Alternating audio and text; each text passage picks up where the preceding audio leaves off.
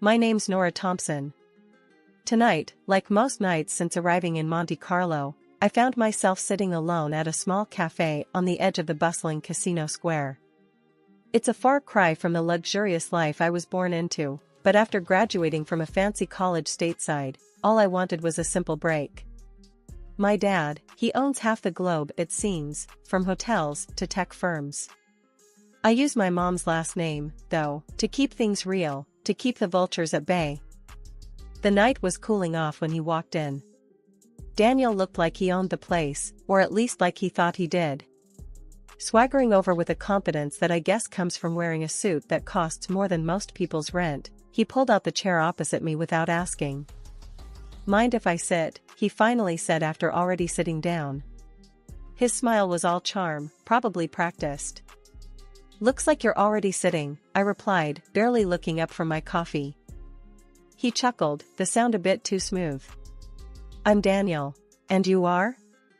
"Nora," I said curtly, giving him a quick once-over. Not my usual type, too polished, but admittedly, good-looking.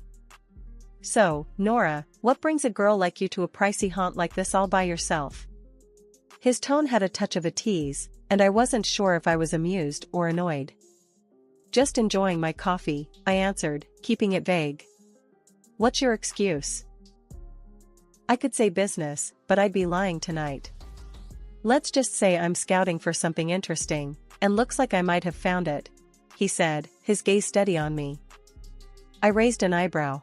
"Hope the coffee lives up to your expectations then." Daniel laughed. "Something tells me it's already exceeded them. I wasn't here to make friends, definitely not looking for a fling. Look, I'm not one of those girls who fall for lines, if that's what you're aiming for. And I'm certainly not interested in whatever game you're playing." "Who says I'm playing a game?" he asked, his voice lowering slightly. "Experience," I replied. "You sit down, uninvited, start with a line, expect what? A phone number? A date?" He leaned back, looking genuinely amused now. "You're tough. I like that. Not looking for a number, just conversation. But if it's too much, say the word, and I'll vanish." I considered him for a moment. Monte Carlo was beautiful, but lonely. Maybe a little chat wouldn't hurt. "Conversation is fine. But keep it light." We talked for a while, the conversation surprisingly easy. He didn't press for personal details, and I didn't offer any. As the night grew deeper, I realized that despite my initial reservations, I was actually enjoying the chat. Daniel wasn't like the typical guys who often tried to impress me with their wallets or connections. He had an air about him that suggested he was used to the finer things, but wasn't defined by them. Eventually, the evening cooled down, and it was time to go. "Well, Daniel, this was unexpectedly pleasant," I said as I stood to leave. "Surprised yourself, huh?" he asked with a grin. "Maybe just a bit. Good night, Daniel." As I walked back to my apartment, his words echoed slightly in my mind. Monte Carlo was indeed full of surprises, and perhaps, just perhaps, I'd stumbled upon one tonight. After that first encounter with Daniel, the nights in Monte Carlo seemed a bit less solitary. He had a knack for popping up wherever I was, whether I was checking out the local markets during the day or having a late dinner by myself. His persistence wasn't annoying, surprisingly, it was quite the opposite. Maybe because he wasn't pushy, he just seemed genuinely interested in being around me. One breezy evening, as I was watching the sun dip below the horizon, he walked over, 2 coffees in hand, and sat down beside me without a word. "Assuming I wanted coffee?" I teased, raising an eyebrow. He handed me a cup. "If I'm wrong, I'll drink both." "Good guess then," I said, accepting the coffee. We sat in silence for a bit, the sound of the waves filling the quiet moments. "You never told me what you do back in the States," Daniel finally broke the silence. "Didn't think it mattered," I shrugged. "I work. Right now, I'm just enjoying not working." "Fair enough," he chuckled. "Everyone's got a story, though. Don't you think?" Over the next few days, we fell into an easy routine. Daniel showed me parts of Monte Carlo I hadn't explored yet. We talked about everything and nothing, movies, books, our favorite foods. He loved to argue about the best James Bond actor, staunchly defending Daniel Craig, while I was all about the classics like Sean Connery. One day, as we were strolling along the beach, he stopped suddenly and looked at me seriously, a look I hadn't seen before. "Nora, I know I'm just some guy you met at a café, but these past weeks have been, I don't know, different. Better. Because of you." I stopped too, unsure how to respond. Feelings were not what I planned on dealing with here. "Daniel, I like hanging out with you, I do. But this is just a break for me. I'm not looking for complications." He nodded slowly, taking a deep breath. "I get it. No pressure. Just know that I'm here, okay? And I think you're pretty amazing." Days turned into weeks, and my time in Monte Carlo was drawing to a close. Daniel and I spent more and more time together, and what started as casual walks and talks turned into late-night dinners and early morning breakfasts. It was the last thing I expected, falling for someone under the Mediterranean stars. Then, one evening, he dropped a bombshell.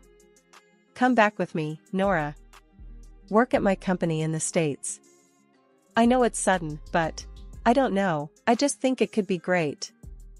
The idea was crazy. Completely insane. And yet, part of me was tempted.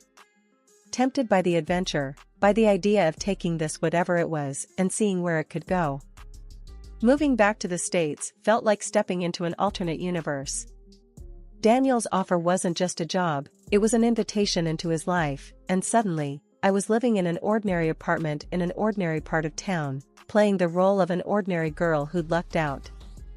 My father, however, had different ideas about ordinary. He showed up unannounced one afternoon, just as I was unpacking my last box. His booming laugh filled my small living room as he stood in the doorway, towering and larger than life. "Nora. Hiding out in plain sight, huh?" He chuckled, giving me a big hug that almost crushed my ribs. "So, tell me about this decision. This guy must be something special for you to up and move like this." His tone was light, but I could tell he was probing, doing his fatherly duty, to sniff out any trouble. I sighed, sitting down on the couch. "His name's Daniel. He's different, Dad. He doesn't know about all this," I said, waving vaguely around, implying the wealth and the complicated strings that came with it. Dad sat down next to me, his expression serious now. "Nora, you know you can't keep that a secret forever. If he's going to be part of your life, he should know who you are." "I know, Dad. I want to be sure about him before I complicate things. Thanks for looking out for me, though." He ruffled my hair like he used to when I was a kid. "Always, kiddo. Just remember, if you need anything, I'm just a call away. And I've got eyes everywhere," he added with a wink. The next few weeks were a whirlwind of adjusting to my new job and new life. Daniel was a constant presence, supportive and as charming as ever. But there was an edge to him now, a sort of sharpness that came with the responsibilities he carried. One night, over a quiet dinner at my place, Daniel brought up a topic I'd been dreading. "Nora, when do you think I'll get to meet your parents? I feel like I'm missing a big part of your life." I paused, the weight of the moment settling over me. "Well, my mom passed away a long time ago, and, my dad's just a regular trucker. We're not exactly on speaking terms right now." Daniel frowned, a hint of concern crossing his face. "I'm sorry to hear that. But you know, whenever you're ready, I'd like to meet him. Family is important." I nodded, appreciating his sentiment but knowing full well the reality of my father's world, a world I wasn't ready to introduce Daniel to just yet. Life with Daniel moved at a pace I never expected. We were already blending our lives together, my job at his company was going great, and we were getting deeper into our relationship. I guess it all seemed like we were gearing up for something big, but I was still taken aback when that big moment actually happened. It was a normal evening. We were at his place, a cozy, upscale apartment with views of the city skyline. We'd just finished dinner, nothing fancy, just some takeout because neither of us felt like cooking. We were sitting on the couch, a documentary about ocean life playing in the background, the kind you watch but don't really watch. Daniel turned to me, his expression more serious than the situation called for. He took my hand, and suddenly, I felt my heart start to race. Nora, I've been thinking about us, about everything we've been through and everything I want for us in the future. I nodded, my mouth suddenly dry. Yeah? I love you, Nora. I love everything about you, and I don't want to imagine my life without you. He paused, and I could see him swallow hard, like he was nervous. That made two of us. I want to be with you, always. Will you marry me? Just like that.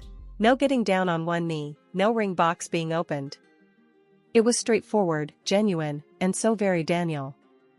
Yes, I said, the word coming out in a rush, almost a relief. Yes, I will.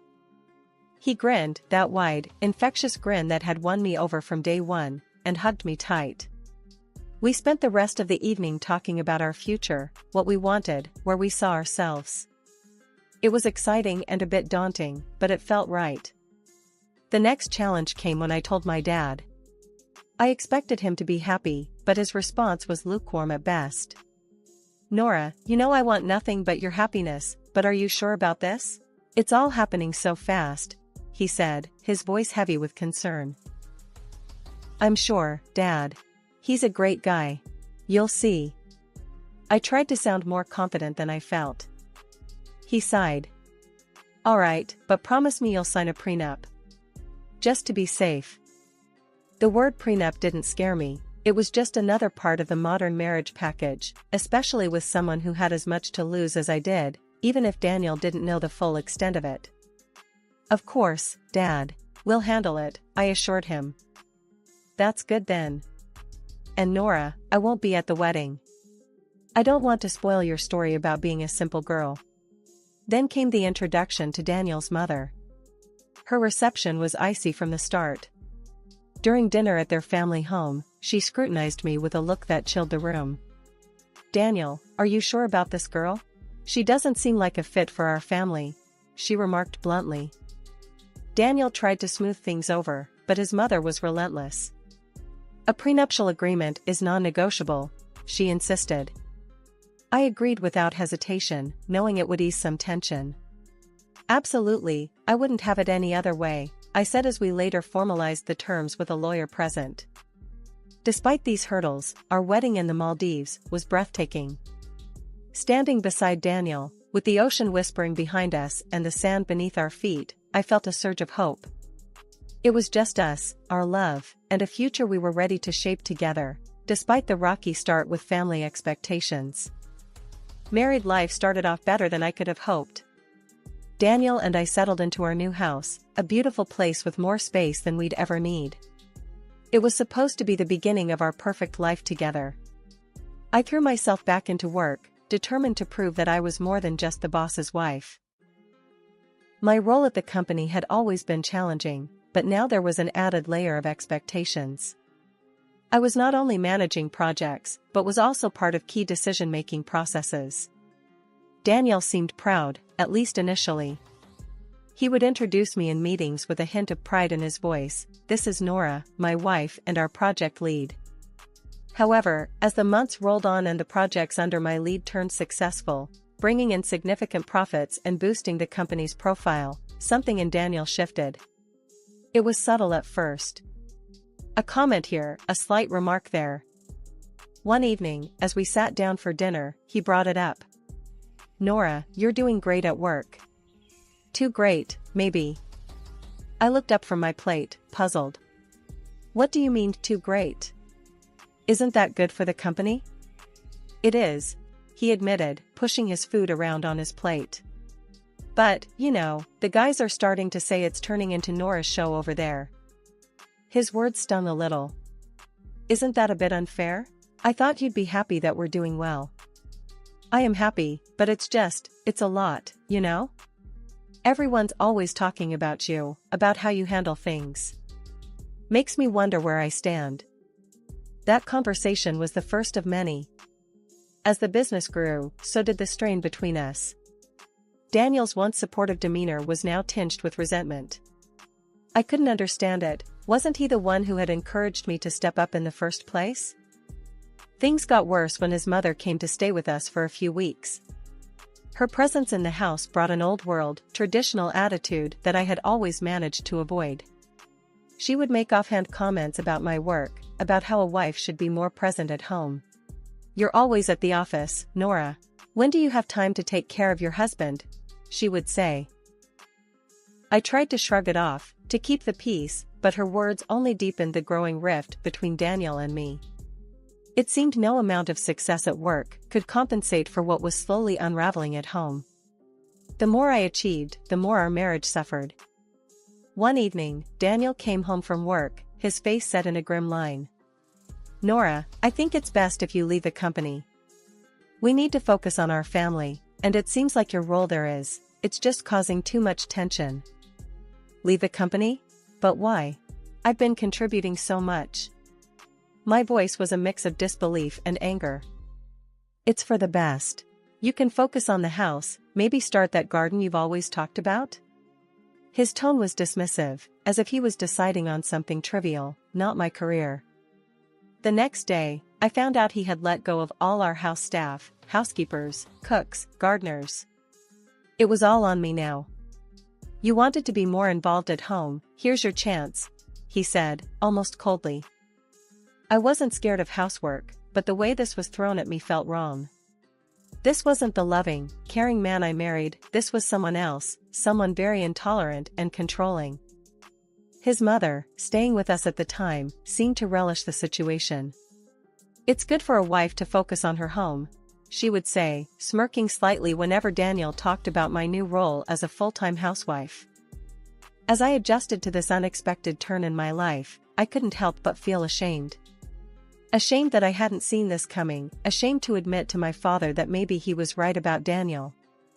When Daniel suggested a trip to Monte Carlo, to maybe light up what was left of our spark, I was hesitant but hopeful.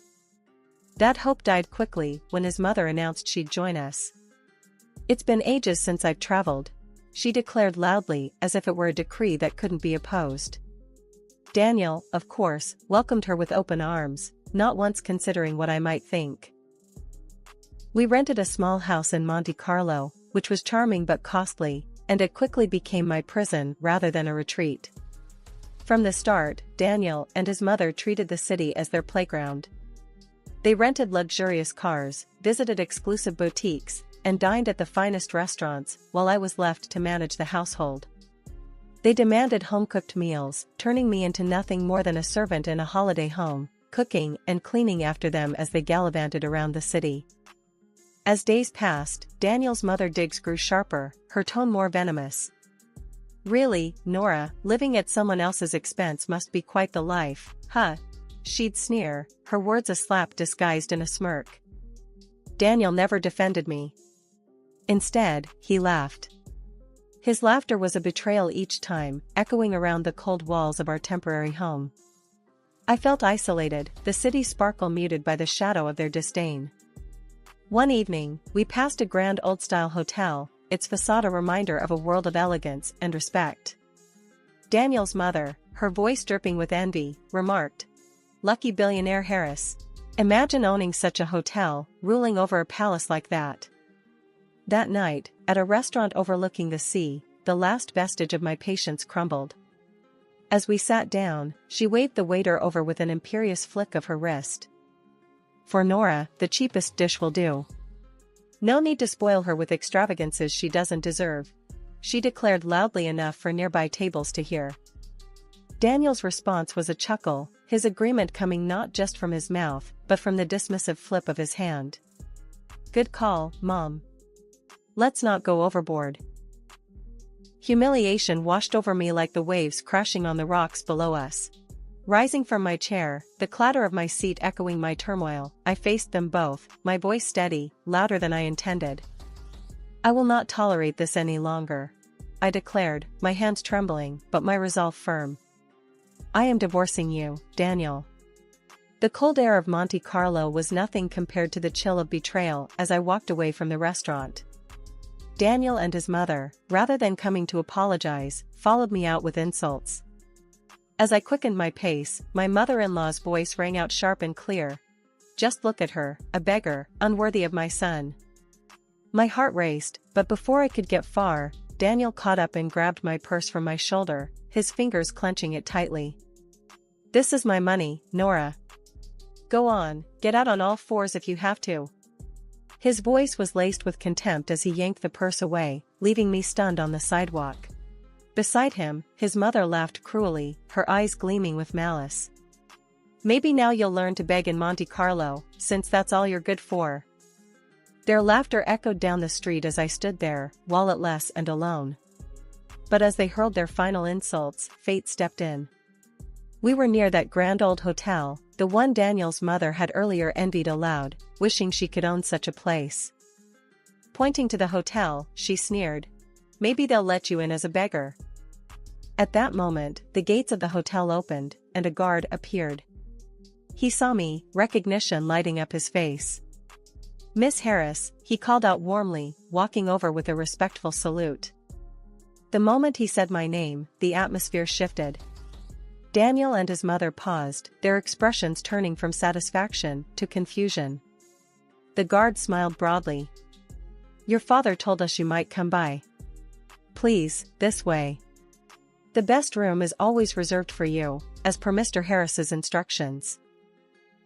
Daniel's mother's face paled, her earlier words turning to ash in her mouth. "Harris? As in the billionaire Harris?" she stammered, her earlier bravado crumbling. Ignoring them both, I walked towards the guard, my posture straightening. "Thank you, Pierre," I said, my voice calm and collected. Inside, I felt a mix of relief and vindication. Behind me, Daniel's pleas began, his tone desperate. "Nora, please, I didn't mean." His mother, not to be outdone, shouted past her son, "Perhaps we could come in for a drink, at least?" I didn't look back. Entering the hotel, the doors closing behind me felt symbolic, shutting out the chaos of my old life. Pierre escorted me to the reception, where staff greeted me with the deference due to the daughter of their employer. The flight back to the United States was a long one, giving me plenty of time to ponder over my next steps. By the time I landed, my resolve had hardened like the city sidewalks, ready to be trodden upon, but unyielding to the pressure. The following day, I found myself in the office of a reputable lawyer, papers spread out before me like a battle map.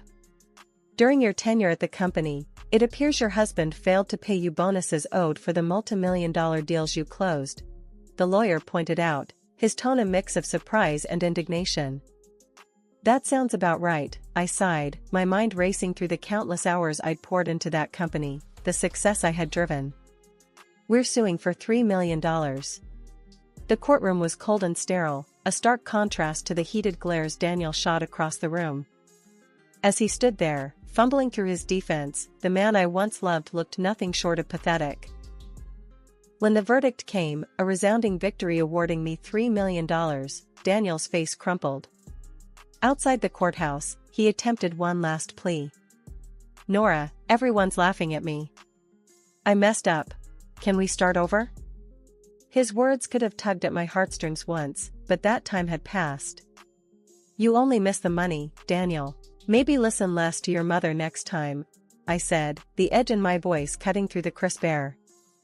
I turned and walked away, the sound of my heels against the pavement marking the end of that chapter. Returning home, I faced my father. The air between us was thick with unspoken words until I broke the silence. "Dad, I should have listened to you." He wrapped me in a hug, his embrace warm and forgiving. "You had to learn on your own. Now you know, and knowing is half the battle." We talked late into the night, about life, mistakes, and new beginnings. His advice was a beacon as I navigated through my thoughts of the future. Inspired by our conversation, I began laying the groundwork for my next venture. My experience at Daniel's company had not only honed my skills, but ignited a passion for the industry I couldn't deny. I decided to open my own investment firm. With my expertise and the hefty settlement, I had the resources to start something meaningful, something mine. Weeks turned into months as I built my business from the ground up. The challenges were daunting, but every setback taught me a lesson, every success a confirmation that I was on the right path. Sitting in my new office, overlooking the bustling streets below, I realized how far I'd come. From a disillusioned wife in a loveless marriage to a competent business owner, the journey had been fraught with hurdles, but each one had made me stronger. All right, everyone's presentations are done. Nick, the manager, said as he tried to move the discussion forward. Excuse me, I haven't. I recently found out something. Nick interrupted me and began to speak. There's apparently someone in this department who didn't graduate high school and is just a part-timer. Meetings should be for employees only. Absolutely right. His lackey, Mike, of course, agreed with Nick. I'm leaving. After leaving the meeting room, I started to shut down my computer. I noticed that an email had arrived, not in my personal inbox, but in the company's shared email. Thinking, there's no point in speaking up, no one will listen, I went home quietly. The next day, I heard a commotion from Nick's desk. He was staring at his computer screen, his face pale. Nick! Is something wrong? Mike looked at the screen with him. And he turned even paler than Nick. Why is he so angry? Knowing the reason for Mike's distress, I thought to myself, serves them right. My name is Adam. My mother passed away when I was in the 9th grade, and I was raised by my father. Well, you could hardly call it being raised.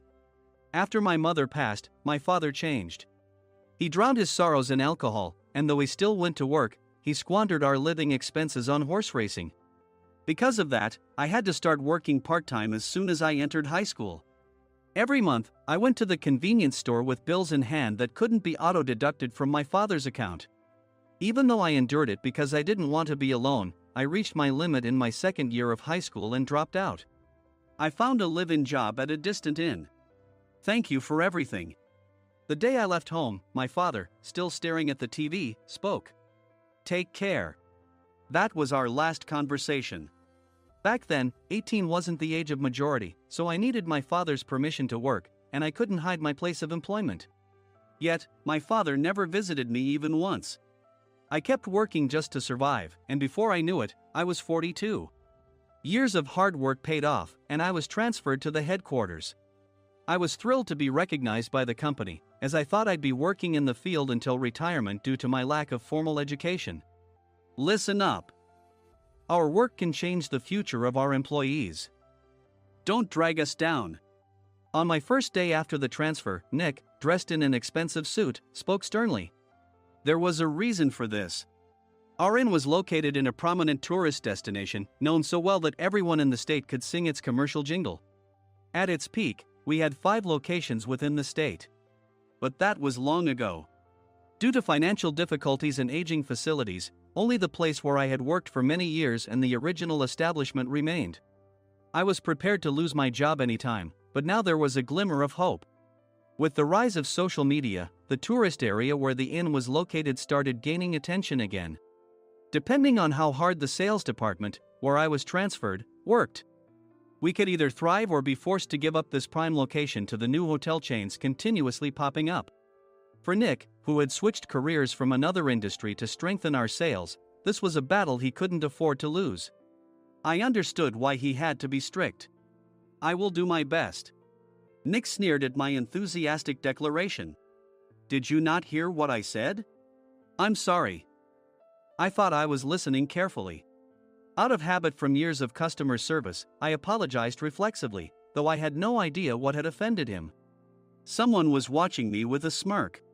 In this department, there are those who are expected to excel and those who have been shoved here because they have nowhere else to go. You are the latter. It was Mike, the section chief. He's 7 years younger, at 35.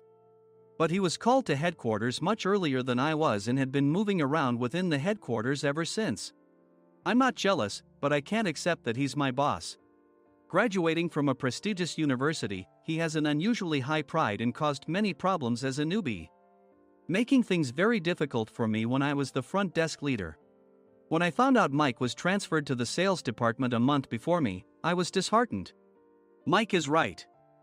With just a middle school diploma, there's not much you can do. Don't even think about achieving results. As if I didn't exist, Nick remarked, I'm thirsty. Mike eagerly ran to the coffee maker.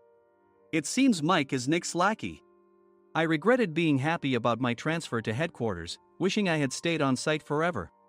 Send a direct mail to every company on this list by the end of the day. Nick only assigned me tasks that even a new graduate could handle.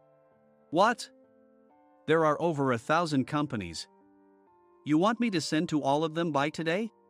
Yes, if you and your fellow misfits split the work, even those with nowhere else to go should finish by today. I glanced at the employees typing away expressionlessly. They were worn out from customer service, only thinking about leaving on time, or were women reassigned after having children. With zero motivation for work. Even Sam, a new graduate from the same university as Mike, who was supposed to be among the expected achievers, had no enthusiasm for the job. Having joined the company wanting to do customer service. I don't care what they say, I plan to quit anytime, he said. Only Nick and Mike were highly motivated, making all the decisions between the two of them. I originally only wanted to work at the inn to survive and had no particular attachment to this job. I swallowed my words, thinking I had no right to reprimand them. About a month after the transfer, Nick told us with a frustrated look. To commemorate the 50th anniversary, we've decided to create a plan exclusive for one group per day. Originally, Mike and I were supposed to come up with it, but our president, Mr. Thompson, insists on hearing everyone's opinions. So, you all get a chance. As Nick explained, Mike began handing out prints. Make sure not to embarrass Nick. If your ideas are half-baked, you'll have to redo them. It seemed that they had printed his handwritten notes by Mr. Thompson, which included several questions and a section for free responses. It made sense why Nick had to seek our input, given that all responses had to be submitted to Mr. Thompson. We were given a week to think about it, and a meeting was scheduled to compile our ideas. My plan is to let guests enjoy both the old and modern America. Nick began the presentations. Guests would watch a master confectioner at a nearby traditional sweet shop make sweets in front of them. The welcome drink would be premium tea in a bottle. Nick's plan was certainly attractive. After his presentation, Nick called on us to present in the order we were seated.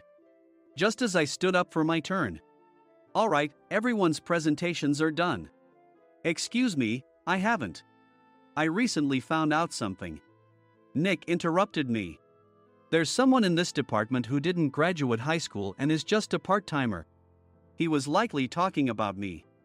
I joined the company as a part-timer and was made a full-time employee when I turned 20.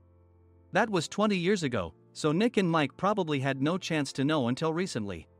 Meetings should be for employees only. Absolutely right. After that, Nick kept creating opportunities to solicit everyone's opinions, purposefully excluding me from speaking.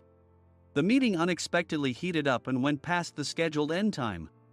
A few people asked to leave, and the discussion continued with the remaining few. Still here? Normally, you'd leave in that situation. Though I had no attachment to the job initially, hearing kind words from customers made me want to make them happier. For someone like me, with nowhere to go, the inn was my home and customer service was my life. I felt pathetic about my current self. I'm leaving.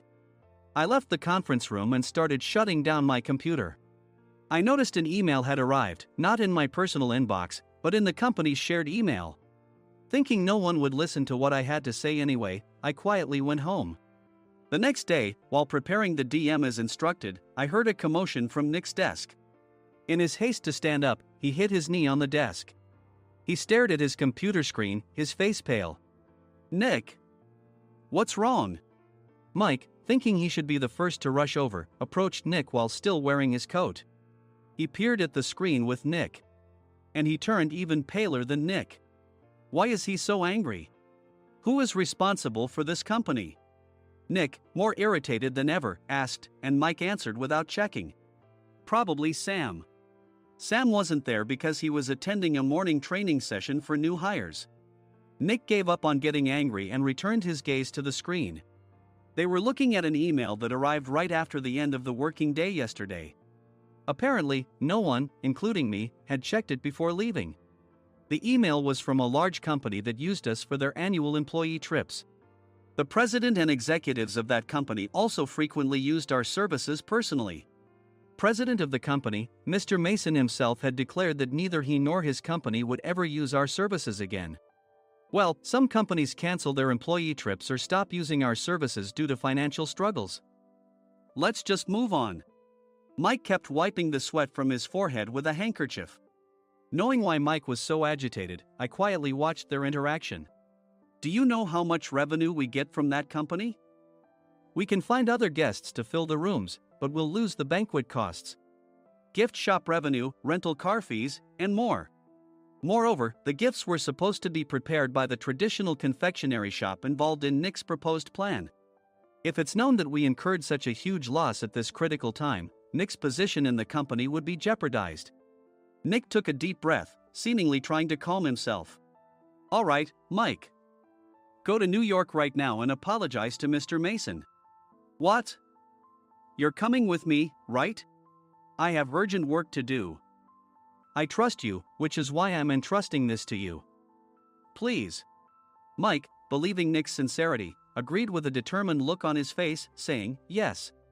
That's Nick for you. Even if Mike went to apologize, Nick would shift all the blame onto him if the client didn't change their mind. Well, it was Mike's fault to begin with, so it served him right. About 3 hours later, Sam answered a call from somewhere and repeatedly apologized, saying, I'm very sorry.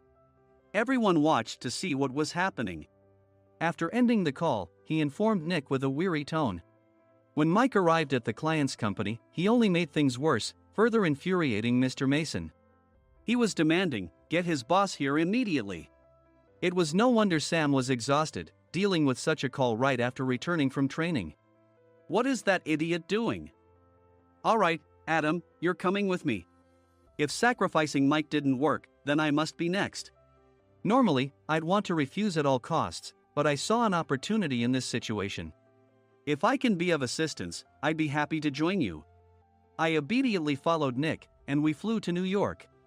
When we introduced ourselves at the reception, it became clear how serious the situation was, as the receptionist personally escorted us to the president's office. Angry voices leaked through the door, making both Nick and me uneasy. Excuse me. I'm Nick, the supervisor. I understand my subordinate has caused you trouble, and I deeply apologize. Nick, with his experience in the corporate world, knew enough to offer an apology before excuses. However, his customer service skills left much to be desired. I sighed as I saw Mike trembling like a small dog in the corner of the room. What kind of training are you giving your subordinates? Mr. Mason glared at Nick with a red face. The intensity of his gaze made even Nick take a step back. Regrettably, I joined this company only 2 years ago and was unaware of Mike's issues. I should have identified his shortcomings sooner. Indeed. I should have realized sooner. No sensible person would come to apologize and then give a lengthy presentation on the drawbacks of not using their inn. Nick froze, his mouth slightly open. Suspecting the worst, I picked up the documents that had fallen to the floor.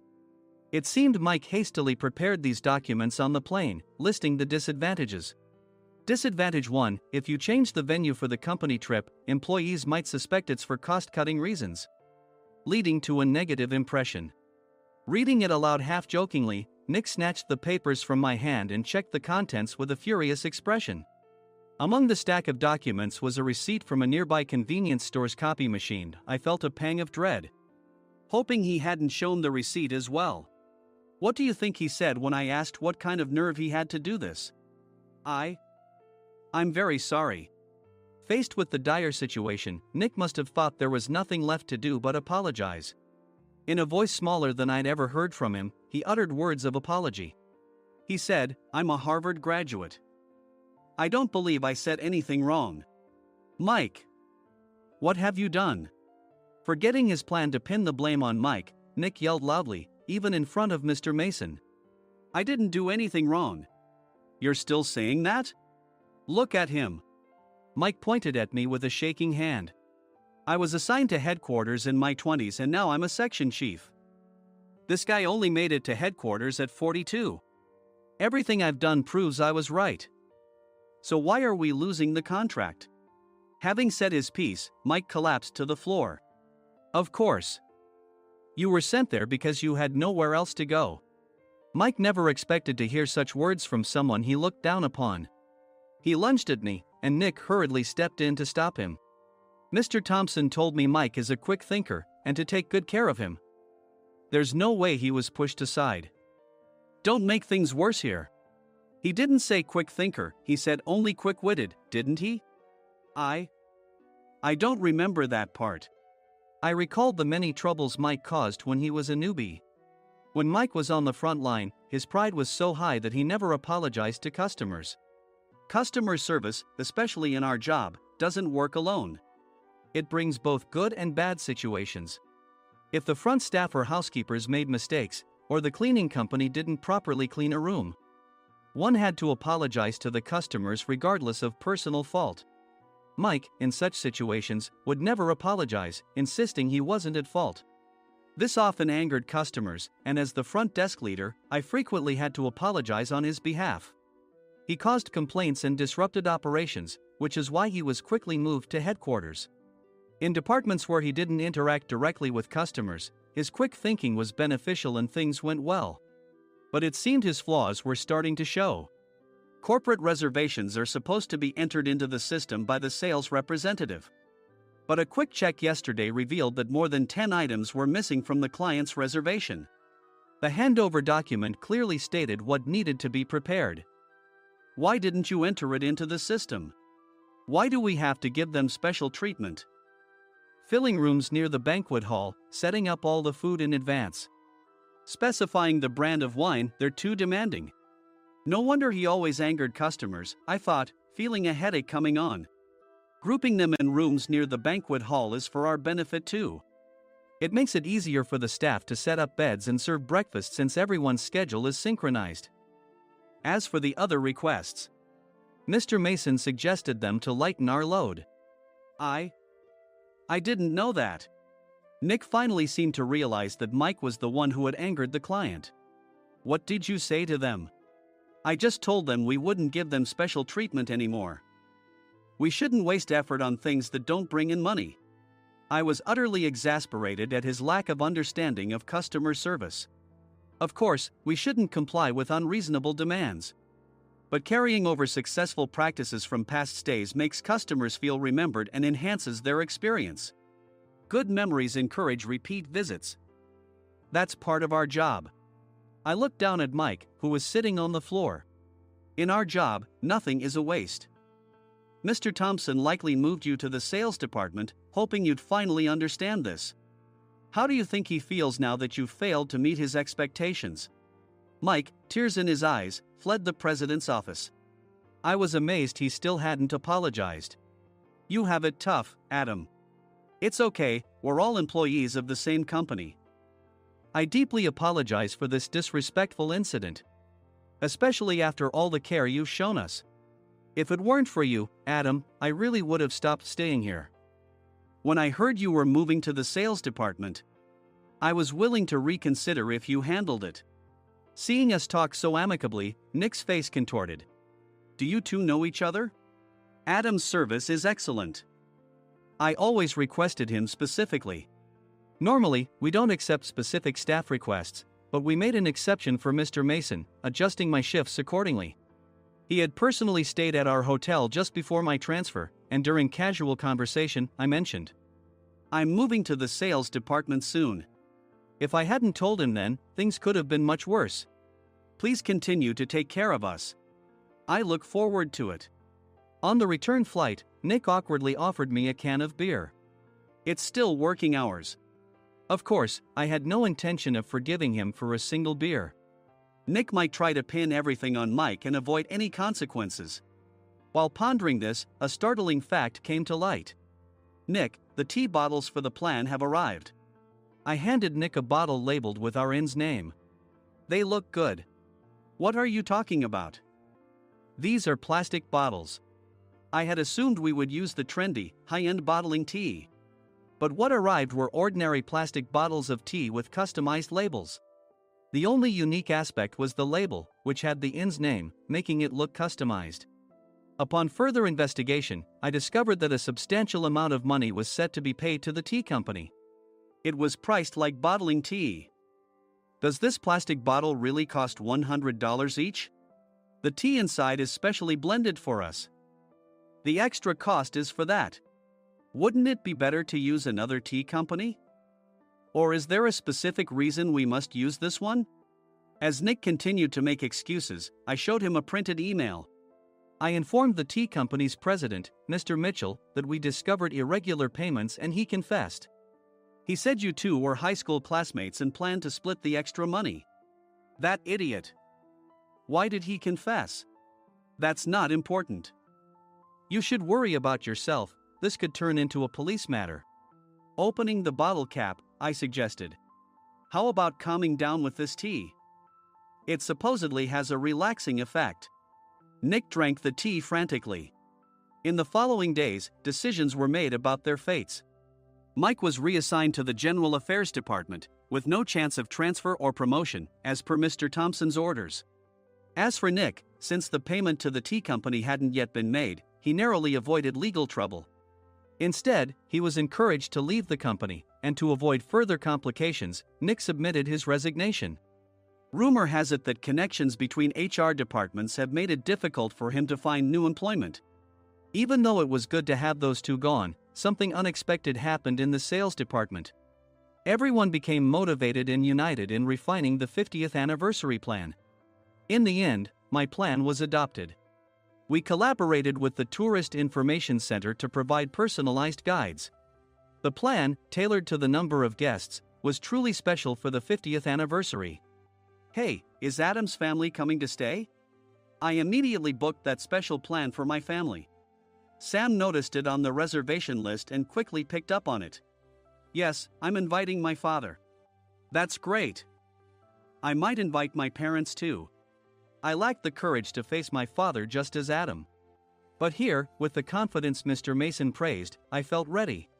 The 50th anniversary plan was a perfect opportunity to reconnect with my father. I hoped to bring back the days when we could laugh together as we once did.